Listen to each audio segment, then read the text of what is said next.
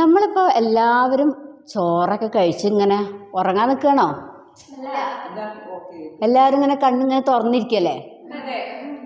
ആരും ഉറങ്ങരുത് കേട്ടോ. ഉറങ്ങിയ ഞാൻ അവിടെ വരുന്ന് ഒരു തല്ലും.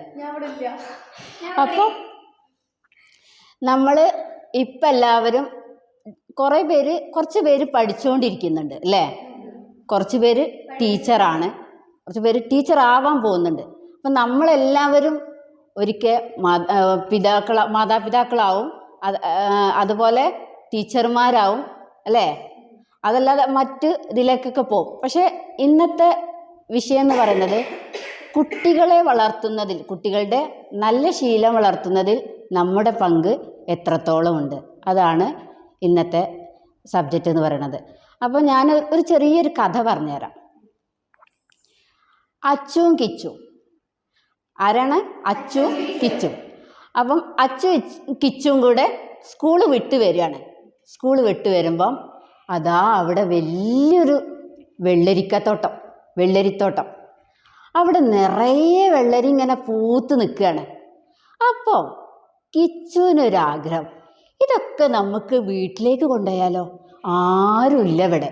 അപ്പോൾ അതുകൊണ്ട് വീട്ടിലേക്ക് കൊണ്ടുപോകാൻ നല്ല സുഖമാണ് അല്ലേ? നമ്മളൊക്കെ ചെറിയ കുട്ടിയായിരുന്നു, നമ്മളൊക്കെ ഇങ്ങനെ ഓരോ കുസൃതികളൊക്കെ കാണിച്ചിട്ടുണ്ടാവും. അതിലൊന്ന് ഞാൻ തന്നെ പറയാം. അപ്പം അതുകൊണ്ട് തന്നെ എല്ലാവരും കാണിച്ചിട്ടുണ്ടാവും എന്നുള്ള ഉറപ്പാണ്. ഇനിയിപ്പം നമ്മൾ ഇല്ല എന്നൊക്കെ പറയെങ്കിലും പക്ഷേ നമ്മളൊക്കെ അങ്ങനെ ചെയ്തിട്ടുണ്ടാവും. അപ്പം അതുകൊണ്ട് തന്നെ കിച്ചു എന്ത് ചെയ്തു, നമുക്കിതെല്ലാം കൂടെ വീട്ടിൽ കൊണ്ടുപോകാൻ പറഞ്ഞു. അപ്പം അച്ചു എന്ത് പറഞ്ഞു, അത് വേണ്ട, മറ്റുള്ളവർ കണ്ടാൽ എന്ത് വിചാരിക്കും, അല്ലെങ്കിൽ എൻ്റെ അമ്മ ചീത്ത പറയും. അത് കുഴപ്പമില്ലടാ, അത് അമ്മേനോട് പറയാം, അമ്മക്ക് സന്തോഷമാവും എന്നാര് പറഞ്ഞു? കിച്ചു പറഞ്ഞു. അങ്ങനെ എന്ത് ചെയ്തു, അച്ചും കിച്ചും അവിടുന്ന് കുറേ വെള്ളരി എടുത്തിട്ട് ബാഗിലേക്ക് ഇട്ടു. ആരും കാണാതെ വേഗം ബാഗിലേക്ക് ഇട്ട്.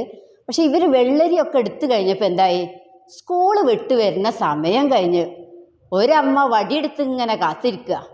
എന്തായി, നമ്മളൊക്കെ സ്കൂൾ വിട്ടാൽ നേരം വൈകിയാൽ ആദ്യം എന്ത് ചെയ്യും? അമ്മമാരൊക്കെ എവിടെയാണ് പോയത്, എവിടെ പോയത്, ആദ്യം എന്ത് ചെയ്യും? ഒരു അടിയുടെ കൊടുക്കും അല്ലേ? പിന്നെയാണ് കാര്യങ്ങൾ പറയുള്ളൂ. അപ്പം ആദ്യം എന്ത് ചെയ്തു, ഒരമ്മ വടി എടുത്തുകൊണ്ടിരിക്കുന്നുണ്ട്. ഒരമ്മ ഭയങ്കര ബേജാറായിട്ട് ഇങ്ങനെ, എൻ്റെ മോനെ എവിടെ പോയാവോ, മോനെ ആരെങ്കിലും കൊണ്ടുപോയാവോ? ഇന്നത്തെ കാലത്തൊക്കെ അങ്ങനെയാണല്ലോ, ആരെങ്കിലും പിടിച്ചുകൊണ്ട് പോയോ, അല്ലെങ്കിൽ എവിടെയെങ്കിലും വീണ് പോയോ, അങ്ങനെയൊക്കെയുള്ള ചിന്ത ആയിരിക്കും. എന്തായാലും രണ്ടുപേരും വീട്ടിലെത്തി, വൈകിയാണെങ്കിലും. അച്ചു വീട്ടിലെത്തിയപ്പോൾ ആദ്യം അച്ചുവിനെ പറയാനൊരു പേടിയുണ്ട് അമ്മേനോട്.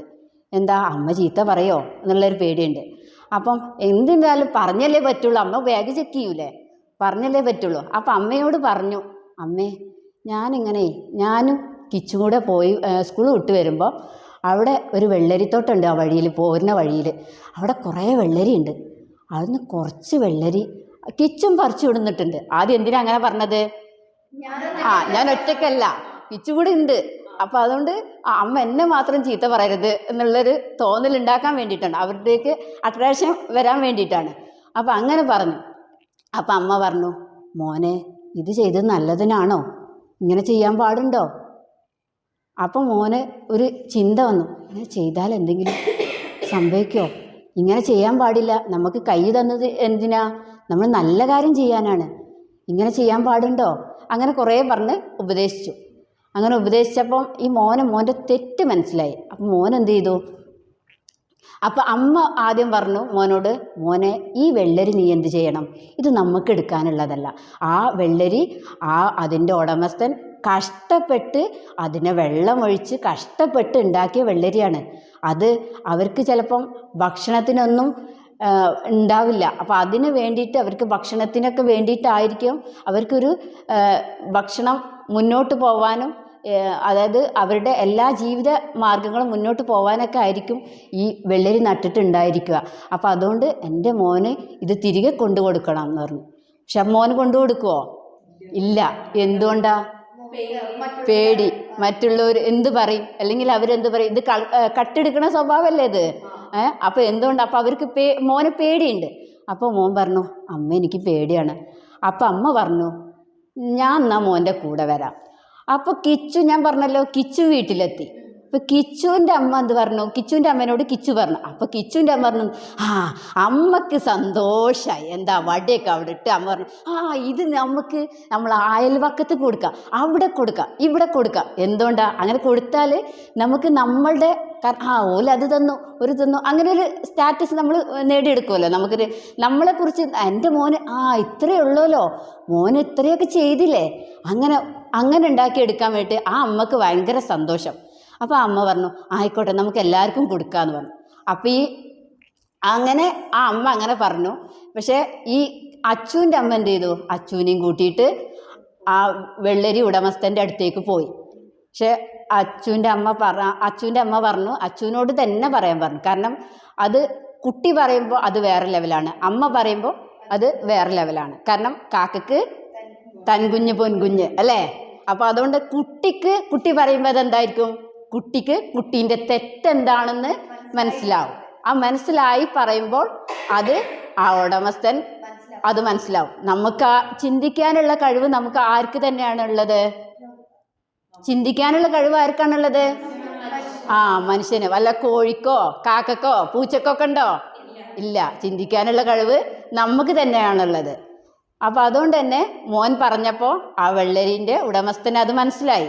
അദ്ദേഹം ആ കുഞ്ഞിനെ ചേർത്ത് പിടിച്ചിട്ട് എന്ത് പറഞ്ഞു, മോനെ നിൻ്റെ ആ സത്യസന്ധതയ്ക്ക് ഞാൻ നിന്നെ നമിച്ചിരിക്കുന്നു, പക്ഷേ നീ ഇനി ഇത് ആവർത്തിക്കരുത്. കാരണം നമ്മൾ മറ്റുള്ളവരുടെ സമ്പത്ത് നമ്മൾ അവരുടെ അനുവാദം കൂടാതെ നമ്മൾ എടുക്കാൻ പാടില്ല. അങ്ങനെയുള്ളൊരു കാരണം നേരെ മറിച്ച് നമ്മൾ ആ കുട്ടീനോട് എന്നാ ഇത് നീ ഇങ്ങനെ ചെയ്തുകൊണ്ട് ഈ വെള്ളരി പിടിക്കി എന്ന് പറഞ്ഞാൽ ആ വെള്ളരി കൊടുത്താൽ ആ കുട്ടിക്ക് ആ കാര്യം മനസ്സിലാവുമോ? ഇല്ല. കാരണം ആ കുട്ടിയുടെ സത്യാവസ്ഥ എന്താണെന്നും എന്തിനാണ് അദ്ദേഹം ആ വെള്ളരി തിരികെ കൊടുക്കുകയാണ് കുട്ടിക്ക്. അപ്പോൾ എന്തിനാണ് ഈ വെള്ളരി തിരികെ കൊടുത്തത് എന്നുള്ളതും ഈ കുട്ടിക്ക് മനസ്സിലാവണം. അപ്പോൾ അതുകൊണ്ടാണ് അദ്ദേഹം പറഞ്ഞത് നിൻ്റെ സത്യാവസ്ഥ എനിക്ക് മനസ്സിലായി, ഇനി ഈ ഒരു കാര്യം ആവർത്തിക്കരുത് എന്ന് പറഞ്ഞു. അപ്പോൾ കിച്ചുവിൻ്റെ അമ്മ ആണെങ്കിലോ അത് ആരോടും പറഞ്ഞില്ല. ഈ അച്ചു ആണെങ്കിലും കിച്ചു എടുത്ത കാര്യം അച്ചു പറഞ്ഞില്ല. കാരണം അത് പറയേണ്ട ആവശ്യമില്ല. അത് ആർക്കാണ് ആ കുട്ടിയെ തിരുത്താനുള്ള അവകാശം? കിച്ചുവിൻ്റെ അമ്മക്ക് അല്ലേ. നമ്മൾ ആശാനക്ഷരം ഒന്ന് പിഴച്ചാൽ അപ്പം എന്താണ് നമുക്ക് ആശാൻ അക്ഷരം ഒന്ന് പിഴച്ച 51 പിഴക്കും ശിഷ്യൻ എന്ന് പറഞ്ഞല്ലോ. നമ്മളാദ്യം നന്നാവണം അല്ലേ. നമ്മളാദ്യം നന്നായാൽ മാത്രമേ നമ്മളെ മക്കൾ നന്നാവുള്ളൂ അല്ലേ. അപ്പം നിങ്ങൾ ശരിക്ക് ആരുടെ കൂടെയാണ് ഇപ്പോൾ ഉള്ളത്? അച്ചുവിൻ്റെ കൂടെയാണോ കിച്ചുവിൻ്റെ കൂടെയാണോ? എന്തുകൊണ്ടാണ് അച്ചുവിൻ്റെ കൂടെ ഉണ്ടായത്? എൻ്റെ കിച്ചുവിൻ്റെ കൂടെ എന്താ ഇല്ലാത്തത്? അത്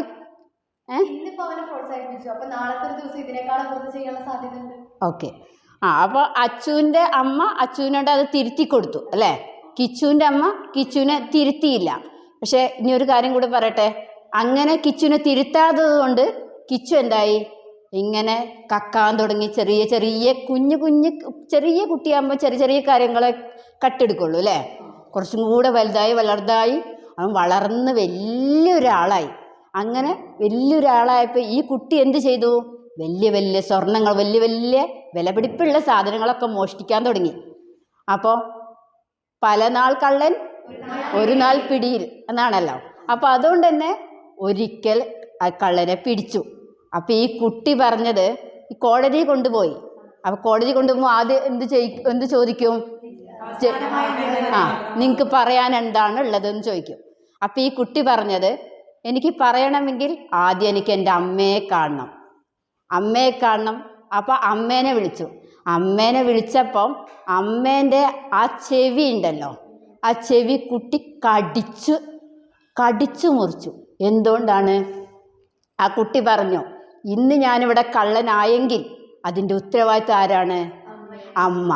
ആ അമ്മ തിരുത്തിയിരുന്നെങ്കിൽ ഞാനിങ്ങനെ ഒരു കള്ളനാവില്ലായിരുന്നു. പക്ഷേ അതേസമയം അച്ചു ആണെങ്കിലോ അച്ചു നല്ലൊരു കുട്ടിയായിട്ട് മാറി. അപ്പം ഇത് പറയാനുള്ളത് ആദ്യം തന്നെ നമ്മൾ തന്നെ മാതൃകയാവണം നമ്മുടെ കുട്ടികൾക്ക് വേണ്ടി അല്ലേ. നമ്മൾ മാതൃക ആയാലുള്ളൂ നമ്മളെ കുട്ടികൾ നല്ലതായിട്ട് വളരുള്ളൂ. അപ്പം ഇപ്പം ഈ കഥകളെല്ലാവരും കേട്ടില്ലേ? ഇനി നമ്മളെ കുട്ടികൾ, നമുക്കൊക്കെ ഒരു സ്വഭാവമുണ്ട്. നമ്മളെ കുട്ടികൾ ഓരോ കാര്യം പറയുമ്പോൾ, നമ്മളെ കുട്ടികൾ എന്ന് പറയുന്നത് ഒരു വൈറ്റ് പേപ്പറാണ് അല്ലേ? കുട്ടികൾ എന്ന് പറയുന്നത് വൈറ്റ് പേപ്പർ. ചെറിയ കുട്ടികളുടെ മനസ്സിൽ എന്തെങ്കിലും കള്ളോ അങ്ങനെ ഒന്നുമില്ലല്ലോ, ഉണ്ടോ? ഒരു വൈറ്റ് പേപ്പറാണ്. അതിൽ നമ്മൾ എന്താണോ എഴുതി കൊടുക്കുന്നത് അതാണ് ആ കുട്ടിയിൽ റിഫ്ലക്റ്റ് ചെയ്യുന്നത്. അതുപോലെ കുട്ടി ഒരു സ്പോഞ്ചാണെന്ന് വിചാരിക്കുക. ആ സ്പോഞ്ച് നല്ല തൊടാൻ നല്ല സുഖം ഉണ്ടാവും അല്ലേ? ആ സ്പോഞ്ചിൽ നമ്മൾ നല്ല വെള്ളമാണ് ഒഴിച്ചു കൊടുക്കുന്നതെങ്കിൽ എന്തായിരിക്കും?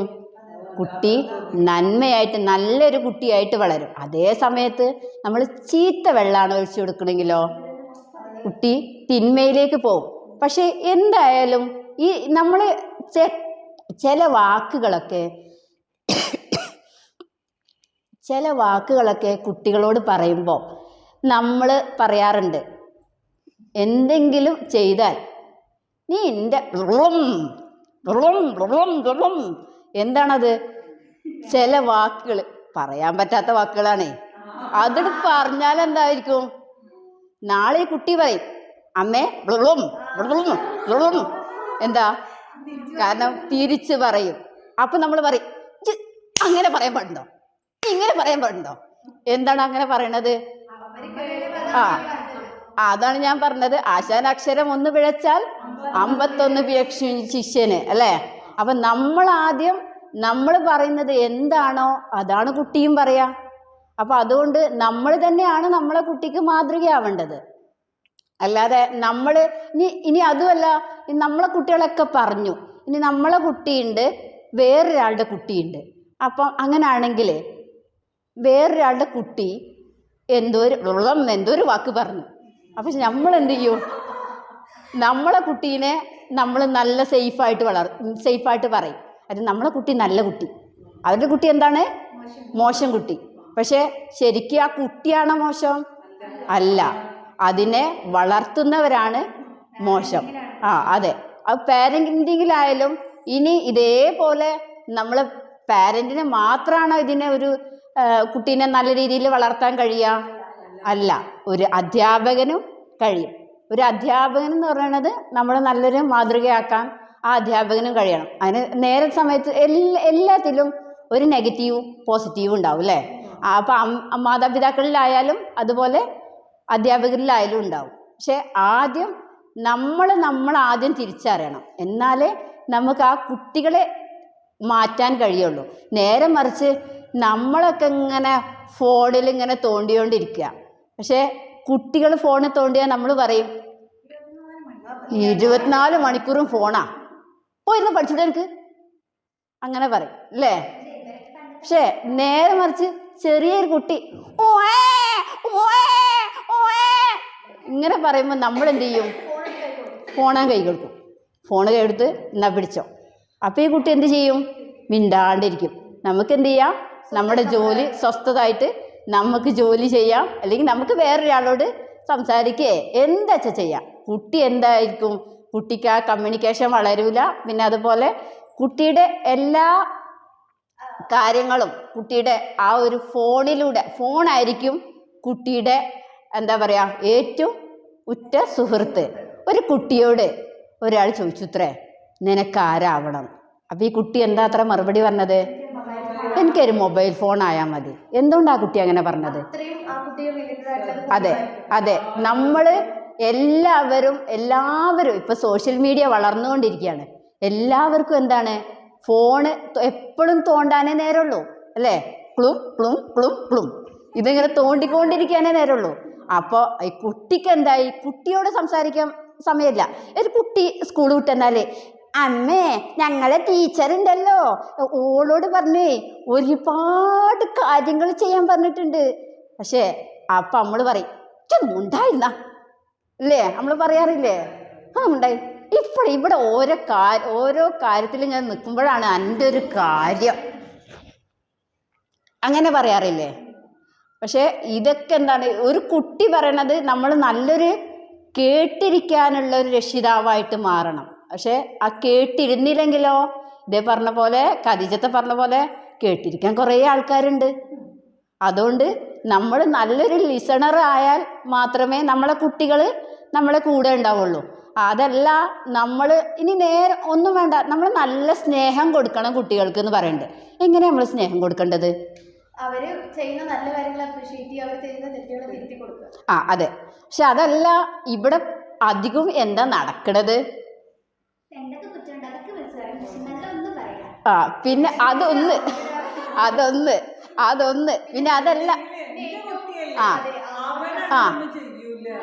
എൻ്റെ കുട്ടിയല്ലേ, അവനൊന്നും ചെയ്യൂല അല്ലേ, അത് പറയും. പിന്നെ അതല്ലാതെ ഒരു ഫെസിലിറ്റീസ് മാത്രം കൊടുത്ത് അതായത് അങ്ങനെയല്ല, ഇപ്പോ എല്ലാ കാര്യങ്ങളും മാത്രം വളർത്തിയിട്ട് അവിടെ നിന്ന് പുറത്തേക്ക് വരാൻ പിന്നെ കുട്ടികൾക്ക് പറ്റണമെന്നില്ല. അതെ അതെ. പിന്നെ എന്താ വെച്ചാൽ നമ്മുടെ കുട്ടികൾക്ക് കുട്ടി എന്താണ് പറയണത് അത് വാങ്ങിച്ചു കൊടുക്കും അല്ലേ. കുട്ടികൾ ഭയങ്കര കരച്ചിലായിരിക്കും. ആ കരച്ചിൽ കുട്ടികൾക്ക് ഇപ്പോൾ കുട്ടി കരഞ്ഞുകൊണ്ടിരിക്കുമ്പം കുട്ടിക്ക് ഫോണാണ് കൊടുത്തതെങ്കിൽ കുട്ടി കരച്ചിൽ നിർത്തിക്കഴിഞ്ഞാൽ നമ്മൾ എന്ത് ചെയ്യും? പിറ്റേ ദിവസം അത് ആവർത്തിക്കും. പക്ഷേ അത് നമുക്കൊരു ടൈം ലിമിറ്റ് വെക്കാൻ പറ്റിയില്ലെങ്കിൽ ഇന്നത്തെ കുട്ടികൾ ഒരു പക്ഷേ നാളെ അവരുടെ കൂടെ ഉണ്ടായിക്കൊള്ളുന്നില്ല, അവർ വേറൊരു ലെവലിലേക്ക് എത്തും. അങ്ങനെയും സ്നേഹം കൊടുക്കുന്നവരുണ്ട്. അതല്ല, ഇങ്ങനൊരു സ്നേഹം കൊടുക്കുന്നവരുണ്ട്. നമ്മളെ കുട്ടികൾ നമ്മൾ കഷ്ടപ്പെട്ട് ജീവിക്കുമായിരിക്കും അല്ലേ. ഇപ്പോൾ നിങ്ങളൊക്കെ പറഞ്ഞല്ലോ, നമ്മൾ കഷ്ടപ്പെട്ട് ജീവിക്കുമ്പോൾ നമ്മളെ കുട്ടികൾക്ക് ഏറ്റവും അധികം എത്രത്തോളം നല്ല കാര്യങ്ങൾ വലിയ വലിയ ഫെസിലിറ്റീസ് കൊടുക്കാൻ പറ്റുമോ അത് കൊടുത്താൽ എൻ്റെ കുട്ടി ഒന്നും ജീവിത കഷ്ടപ്പാടൊന്നും അറിയാൻ പാടില്ല അല്ലേ. അങ്ങനെ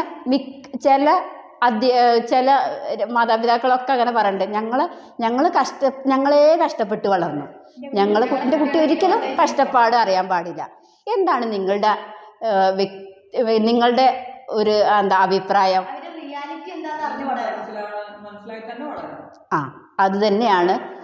അത് തന്നെയാണ് എനിക്കും പറയാനുള്ളത്. നമ്മളെ കുട്ടികൾ എങ്ങനെയാണോ നമ്മൾ ജീവിച്ചത് അതുപോലെ അത് നമ്മൾ ജീവിക്കുന്നത് നമ്മളെ കുട്ടികൾ കണ്ടു വളർന്നാലേ അവർക്ക് നാളെ അവരുടെ മക്കൾ ഇങ്ങനെ വളർത്താൻ പറ്റുള്ളൂ അല്ലേ. ഓരോ കുട്ടിയും നല്ലൊരു രീതിയിലേക്ക് എത്തണമെങ്കിൽ നമ്മൾ ആദ്യം മാതൃക കൊടുത്താൽ മാത്രമേ നമ്മളെ കുട്ടികളെല്ലാം നല്ല രീതിയിലേക്ക് എത്താൻ പറ്റുള്ളൂ. അപ്പം ഇത്രയൊക്കെയാണ് എനിക്ക് പറയാനുള്ളത്. Thank you so much.